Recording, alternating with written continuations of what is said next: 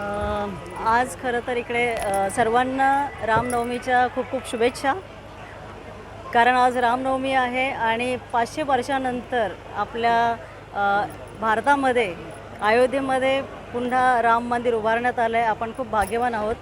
आणि आज या ठिकाणी आल्याच्यानंतर मला थोड्या वेळापूर्वी असं वाटलं की मी साक्षात शिर्डीमध्ये आहे आणि मी साईबाबांच्या काळामध्ये मी आहे आणि त्यांना मी प्रत्यक्ष पाहते, असा जो अनुभव मला दिला आहे. यांचं हे जे मंडळ आहे घोडबंदर गावातलं, ह्या मंडळाला माझ्याकडनं खूप खूप शुभेच्छा आणि खूप खूप कौतुक. कारण हा देखावा मी आज कुठेही नाही पाहिलेला आहे.